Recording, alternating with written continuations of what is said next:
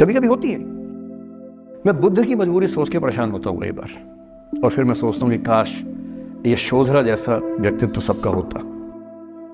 बुद्ध की रियल कहानी क्या है शायद किसी को नहीं पता। मैं जिस कहानी की बात कर रहा हूँ, मैथिली शरण गुप्त नाम के एक बड़े प्रसिद्ध कवि ने यशोधरा नाम की पुस्तक में वो कहानी लिखी है, भूमिका में जिक्र किया। बुद्ध बचपन से ही थोड़े से वैरागी किस्म के व्यक्ति थे। उनकी कुंडली देख के एक ज्योतिषी ने बताया भी था। माता पिता बहुत परेशान थे, शुद्धोदन उनके पिता का नाम था। माता पिता ने बहुत कोशिश की कि इस बच्चे का मन विरक्त ना हो। अच्छा महल बनवाया, सारी सुविधाएं दी। जैसे ही बुद्ध थोड़े से किशोरावस्था में आए, उस समय की दुनिया की सबसे खूबसूरत महिला से, लड़की से, यशोधरा से उसकी शादी करवा दी। यशोधरा के पिता ने काफ़ी एग्जाम लिए बुद्ध जी के, वो सारे एग्जाम में पास हुए, तब जाकर शादी हुई। ऐसे नहीं हुई, शादी हुई। तो बुद्ध भी ठीक था, रमे रहे उस जीवन में। बेटा हुआ उनका राहुल। अब बुद्ध की विरक्ति का भाव बढ़ता जा रहा था। 29 साल की उम्र के आसपास ऐसा हुआ कि उन्होंने एक मृत व्यक्ति को देख लिया, एक बूढ़े को देखा, एक भिखारी को देखा, एक बीमार को देखा। विरक्त हो गए और उनका मन हुआ घर छोड़ दूं, ज्ञान की खोज में चला जाऊं। अब ज्ञान की खोज में जाएं, उनको पता है कि भाई मेरी पत्नी भी है, मेरा बेटा भी है, राज्य भी है, कैसे छोड़ दूं? छोड़ना जरूरी है। अंदर की आवाज है कि छोड़ो, तुम इस चीज के नहीं बने हो, तुम्हारा स्वधर्म कुछ और है। बाहर की जिम्मेदारी है कि छोड़ नहीं सकते। मैं अनुमान करता हूं कि बुद्ध ने शायद अपने पिताजी से कहा हो कभी कि पिताजी मैं बहुत परेशान हूं, छोड़ना चाहता हूं। तो पिता ने समझा बुझा के मना किया होगा कि बेटा शोभा नहीं देता, ऐसा मत करो। हो सकता है पत्नी से भी बात की हो, पत्नी ने भी कहा हो कि ये क्या बात हुई, हम सबका जीवन तुम पे टिका है, बच्चा अभी बिस्तर से भी नहीं उतरा है, अभी तो चलना भी नहीं शुरू किया है, तुम ऐसी बात कर रहे हो। इसका जिक्र नहीं मिलता इतिहास में कि ये बात हुई कि नहीं हुई। और एक दिन बुद्ध ने तय किया और वो आधी रात को पत्नी और बेटे को सोता हुआ छोड़ के चले गए। इसको बौद्ध परंपरा में महाभिनिष्क्रमण कहते हैं, बुद्ध का अपने घर से निकल जाना। अब बुद्ध चले गए, लेकिन मैथिली शरण गुप्त यशोधरा के पर्सपेक्टिव से बुद्ध को देख रहे हैं। यशोधरा बहुत परेशान है, भाई पति चला गया है, बच्चे का पिता चला गया, मजाक छोड़ना है। राजा परेशान है कि उनका उत्तराधिकारी चला गया है। यशोधरा इतनी परेशान है, बहुत लंबे समय तक छंद आते रहते हैं कि वो कितनी बेचैन है, कितनी परेशान है। लेकिन यशोधरा की सबसे बड़ी परेशानी इस बात से नहीं कि बुद्ध चले गए, इस बात से है कि बिना बताए चले गए, भरोसा नहीं किया। और वो अपनी सहेली से कहती है, सिद्धि हेतु स्वामी गए, यह गौरव की बात। मुझे गर्व है कि मेरा पति इतने महान काम के लिए गया है। सिद्धि हेतु स्वामी गए, यह गौरव की बात, पर चोरी चोरी गए, यही बड़ा व्याघात। सखी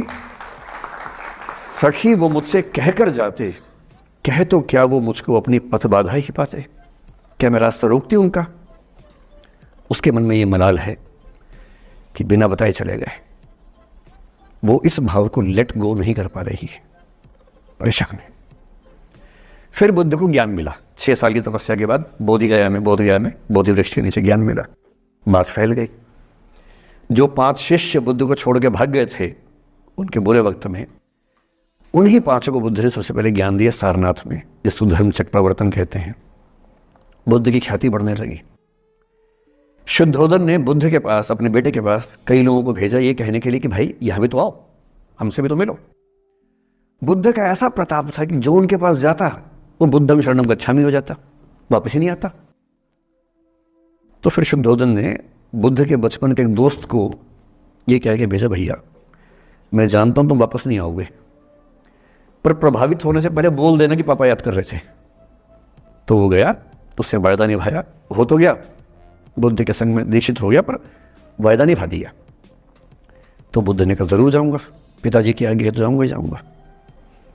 बुद्ध पहुंचे अपने कपिल वस्तु, जो अपना इलाका था, वहां पहुंचे। पूरे कपिल वस्तु में, नेपाल सिद्धार्थ नगर से नेपाल जाएंगे तो नेपाल बॉर्डर पे कपिल वस्तु है। मैं देखने गया था वो जगह जहां बुद्ध पैदा हुए थे, बड़ा सुंदर स्थान है, आप भी जाके देखेंगे अभी। तो बुद्ध पहुंचे रात को, एक धर्मशाला में रुके। अब वहां हल्ला मच गया कि राजा का बेटा धर्मशाला में। बुद्ध ने कहा भाई मैं देखो राजा का बेटा बन के नहीं आया हूं, मैं बुद्ध बन के आया हूं। सुबह उठ के भिक्षा मांगने लग गए उस इलाके में, अपने ही पिता के राज्य में। पिता ने सिर पीट लिया कि भाई क्या कर रहे हैं। फिर बुद्ध ने सूचना भिजवाई कि मैं बुद्ध हूँ, बेटा हूँ संयोग से, ठीक है, मैं आ रहा हूँ मिलने के लिए, पर मैं बुद्ध होके आया हूँ, मेरी चर्या है, नियम है, मैं भिक्षा से ही जीवन जीता हूँ अपना। ठीक है, पिताजी ने कहा चल कोई बात नहीं। फिर बुद्ध गए पिता से मिलने, पिता से मिले, सबसे मिले, भरी सभा में, लेकिन यशोधरा नहीं आई मिलने के लिए, लेट गो नहीं कर पा रहे थे। उसके मन में दर्द था, छुप के क्यों गया, बता के जाता।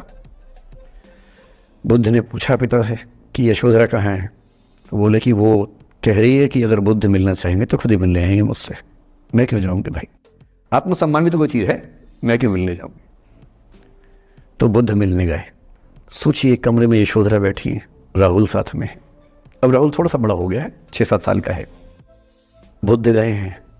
अब आपके मन में आ रहा है कि बुद्ध वहाँ जाके बोलेंगे सॉरी मैंने गलत किया, I hurt you, I really feel sorry. Buddha है वो बुद्ध, वहाँ जाके क्या बोल रहे पता है, भिक्षाम देहि, भिक्षा दो। और यशोधरा कितनी महान महिला रही होगी, उसने अपने बेटे का हाथ बाप के हाथ में दे दिया। लेट गो का इससे महान उदाहरण दुनिया के इतिहास में नहीं है कि चलो आखिर तुमने आके झुक के कुछ मांगा तो सही। उसकी जितनी ईगो थी, अहंकार था, सब विगलित हो गया। और जो औरत परेशान थी कि मुझसे बिना बताया गया, उसने अपने बेटे को दे दिया कि इसको लेके जाओ, क्योंकि मैं जानती हूं कि तुम महान काम कर रहे हो, और तुम महान काम कर रहे हो तो मैं क्यों बीच में आऊंगी भाई। मेरा पति महान काम कर रहा है तो मुझे खुशी होनी चाहिए, और तुम्हारी उस खुशी में मैं क्यों पीछे हटूं। बस मुझे भरोसे में लेके जाते तो और खुश होती।